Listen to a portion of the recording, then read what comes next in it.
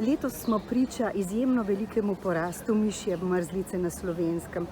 Kaj je ključno pri opozorilu ljudem, naj bodo vendarle previdni pri delu zunaj, pri sprehodu v naravi, da se ne bi okužili?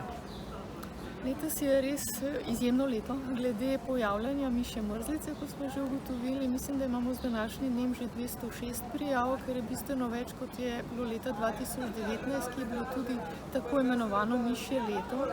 Tudi ljudje sami opažajo, da je v naravi, pa tudi neposredni okolici bivališč več vidnih glodalcev in njihovih sledov.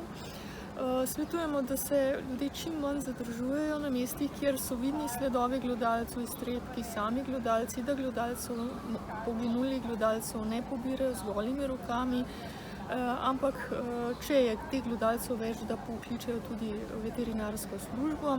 Sicer pa, da bodo pazljivi pri delih, recimo čiščenju podstrešij, kleti, tudi skladišč, da recimo te prostore, če so bili dalj časa zaprti, zlasti, da se jih najmanj 30 minut zrači in da takrat oseba ni prisotna v prostoru, potem pa vstopa v prostor, če se predvideva, da so bili notri glodalci, zaščitena, se pravi z masko, lahko tudi z oblačili z dolgimi rokavi, hlačnicami, z rokavicami, da se pogleda, če so kje sledovi glodalcev, iztrebki in se te sledove iztrebke najprej poškropi z razkužilom, ki vsebuje klor in to razkužilo naj deluje vsaj 5 minut.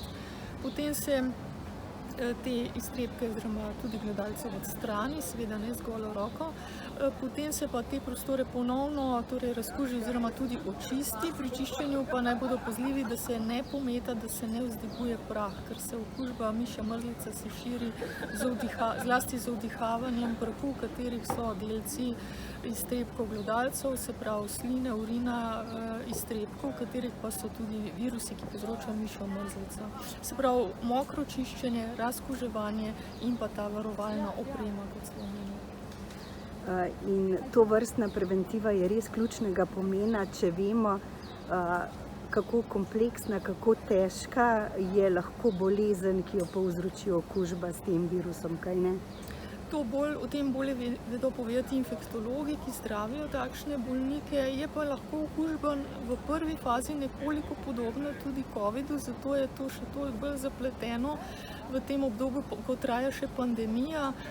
Se pravi, da če je bolnik, če ima res neke gripi podobne znake, kasneje pa tudi recimo druge znake, motnje vida, slabo počutje, vročina oziroma tudi težave pri izločanju urina, naj res poišče zdravniško pomoč.